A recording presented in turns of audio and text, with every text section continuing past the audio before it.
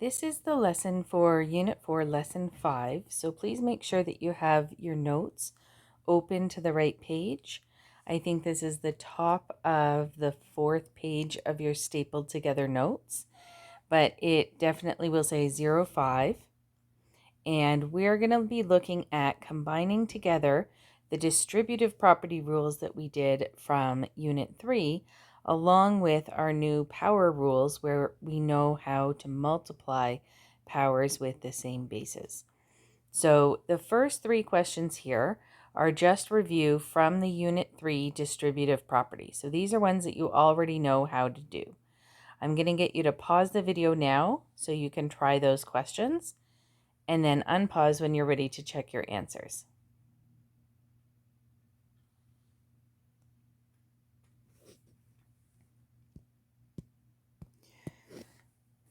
Okay, so if you've tried these, just double check your work.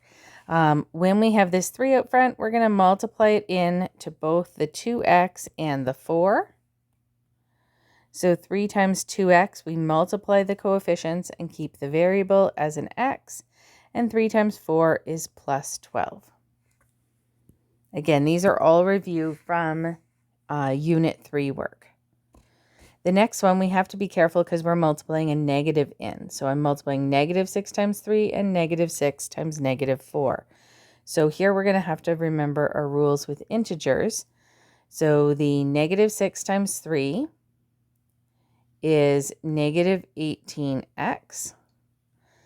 And the negative 6 times negative 4, remember 2 negatives multiply to a positive, and that's positive 24. And the last one, we've got more terms inside the bracket, but we just kind of keep going there, multiplying that in to each term. So here, 4 times 6, we get 24, and that's x squared. 4 times negative 3 is negative 12, and those are x's. And then 4 times positive 2 is 8. So check your answers on these ones. Make sure that you are comfortable with this and remember this from Unit 3 before we're moving on.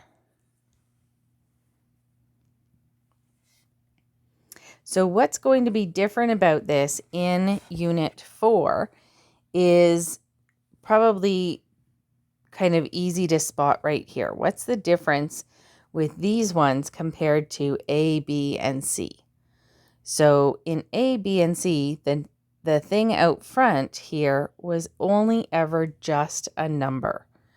We didn't have an X out front of the brackets. And what we're going to be doing here will be to combine together what you did with the multiplying powers with the same base. So remember, the distributive property is still going to hold. And here, when I distribute the x and multiply it by the 3x, I'm just going to kind of make a note down here. If you had x times 3x, remember that this is your power rules, that these are both exponent 1, and that would be 3x squared because we multiply the coefficients out front and we add the exponents. So that first step would give me 3x squared. And then multiplying the next one, x times negative 2 is just negative 2x. So you can kind of see, I'll try and color code the arrows that I'm doing, at least for the first few here. So that's 3x squared minus 2x. So we have to remember, if we're multiplying not just a number out front, we're going to be following the rules that we did earlier in this unit. And just a note, remember the difference here. Down here it says m plus m. Remember, if we're adding, we've got coefficients in front. We add the coefficients and keep the variable and exponents the same. Those are like terms for add or subtract. But if we're multiplying, with the same base, we add the exponent. That's m squared. That's our exponent laws.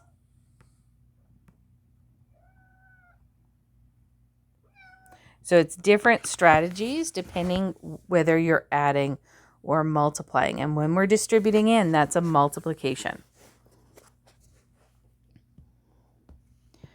And you don't need to, just kind of highlighting down here, this stuff down here, you do not need to show.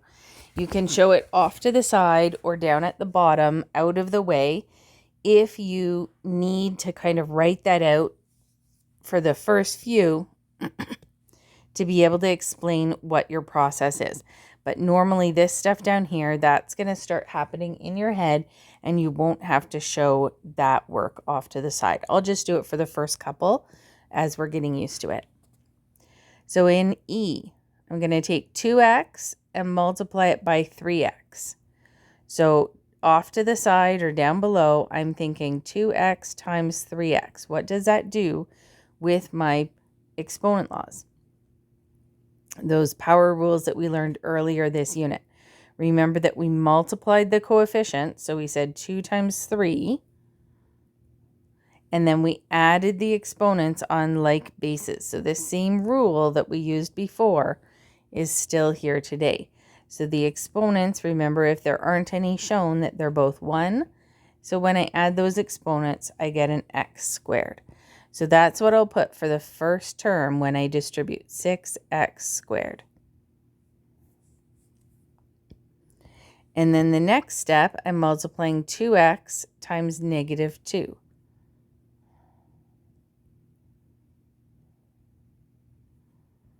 So here, multiplying the coefficients, 2 times negative 2 is 4, and adding the exponents on like bases, I only have an x, so it's just going to be x. So that would be minus 4x. And again, you do not need to keep showing this stuff down at the bottom. That's just kind of my rough work or showing my thinking. That should be off to the side or down at the bottom of your question, out of the way of the actual math that you're doing. So this one I'm going to try doing without showing all of those steps written off to the side. So I'm going to take 2x times 5x squared. So multiply coefficients, 2 times 5 is 10, and add the exponents on the variables, on the like bases. So if I don't have an exponent, remember that the default is 1. So I still have an exponent there, it's 1. So 1 out front plus x squared inside. When I add those exponents, it's x cubed. And then the next one, taking 2x times negative 7x. Multiply the coefficients. 2 times negative 7 is negative 14. And add the exponents on the like bases. I have an x and an x. Adding those two exponents up, I get x squared. And then the last one, multiplying the coefficients. So 2 times 4 is positive 8. And I also have to include the x, but I only have the 1x from out front because there's no like bases to add to it with the 4. So you can pause and make sure that you understand those first 3 before you move on.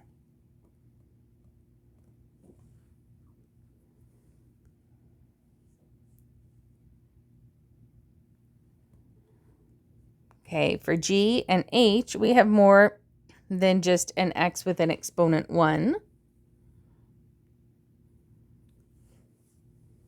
I would pause now and give G a try, multiplying in.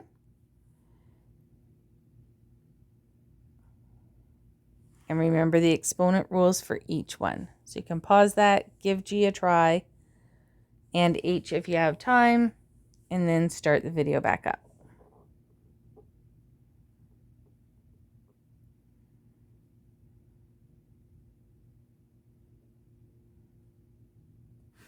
Okay, So here, when I multiply in, the first step, I'm going to multiply 3x squared times 2x squared.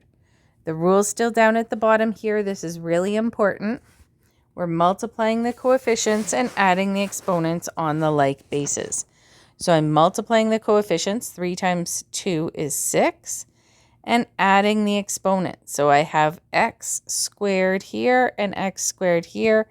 Adding 2 plus 2 for my exponents gives me x to the exponent 4. The next one, taking 3x squared times 6x. Again, you're multiplying the coefficients. 3 times 6 gives you 18. And x squared times x, remember you can put a placeholder of 1 there if it doesn't show an exponent, is x to the exponent 3. Then 3x squared times negative 7. Multiply the exponents. Careful with that negative sign. Negative 21. And that'll be x squared. I don't have any more x's to add to it.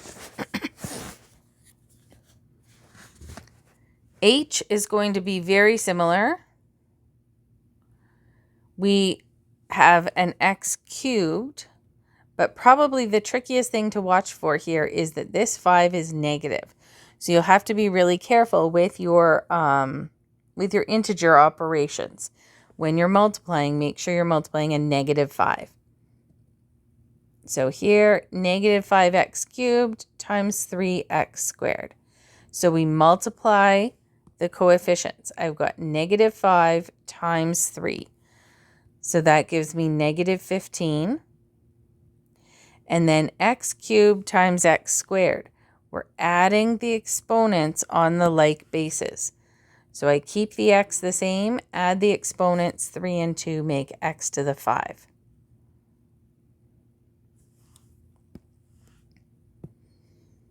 The next step, now I'm multiplying 5x cubed times x. Remember that if you don't have a coefficient, it's a 1 out front. Also, if you don't have an exponent, that's also a 1. So if you're kind of missing those pieces, you can change them and put in the 1 that's missing to help you kind of visually see what's going on. Now we're going to multiply coefficients. Again, careful with your signs. Negative 5 times positive 1 is negative 5. And then adding the exponents. 3 here, and that does count as a 1. So that'll be x to the exponent 4. And my last one is a little bit easier, I think, because there's no x's with that negative 2. But you do have to be careful with the signs. So you've got negative 5 times negative 2. Make sure that that goes to positive 10. And we still have our x cubed because I had 3 here, but I don't have any x's to add on with that 2. So check your answers for that one.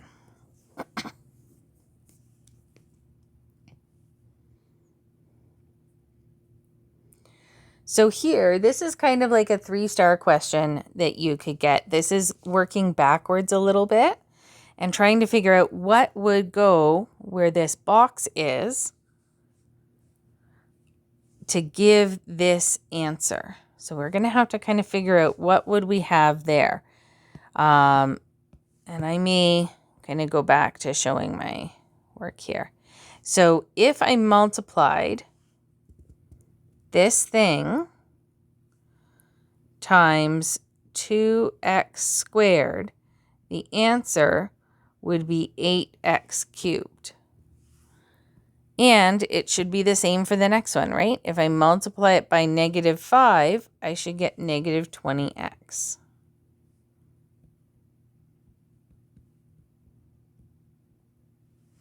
So take a minute, pause that, and think for a minute about what that might be. What would you have in there that would give those two terms as your answer?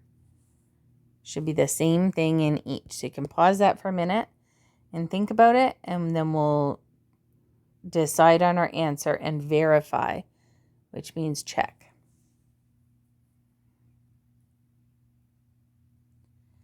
Okay, so the number part is probably easiest. If we kind of think, okay, well, what number do we have to multiply 2 by to get to 8? I think that's pretty straightforward. That's 4.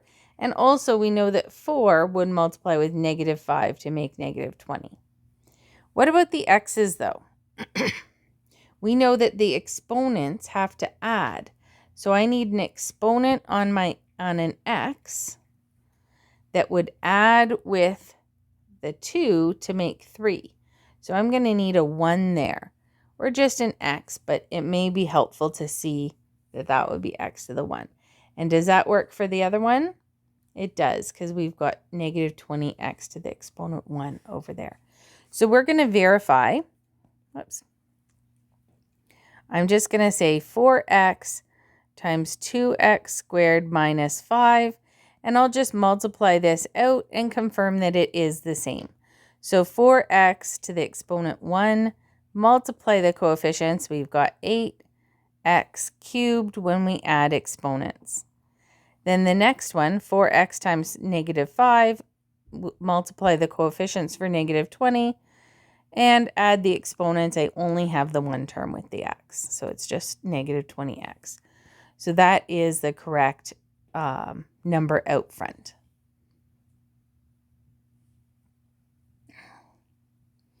Okay, the last one. Now this is something that we saw a little bit simplified in Unit 3, finding an expression for the area of the trapezoid. Now, if you remember, or if you look at your pink sheet, you've got a plus b times h over 2. That's the area of a trapezoid. And we know the a is the top, the b is the bottom, and the h is the up and down height. So I'm going to take these values. I'm going to put in x plus 4 where my a is, and I'm going to put in an x where my b is.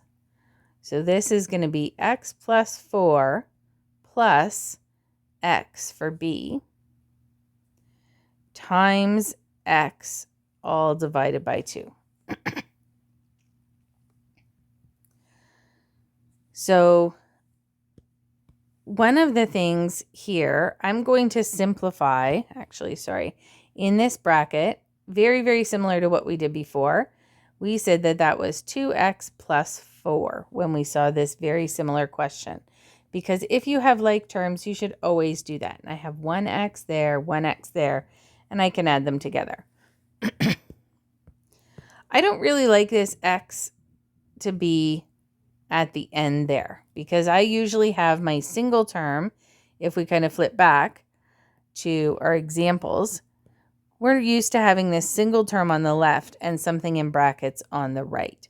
Single term on the left and something in brackets on the right. But this is just multiplication, so we actually can just kind of swap the order around and put that x out front.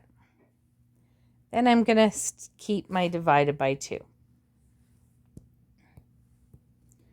Now I'm going to multiply in here and here. So x times 2x. Multiply the coefficients, that's a 1, and add the exponents. So both of those are x to the 1. It will make x squared. And the next one, 1 times 4 is 4, and just with an x. All divided by 2. So I have to then divide each of these divided by 2. So 2x squared divided by 2 is x squared, and 4x divided by 2, 4 divided by 2 is just 2 with an x. So that's a simplified expression for that area. So at this point, you have the rest of the time until break to work on the lesson 5 homework. That does need to be done on a separate page. There is not enough room on that paper to do those questions. So make sure you're using your lined paper and copy out the question and use the distributive property, remembering your exponent rules.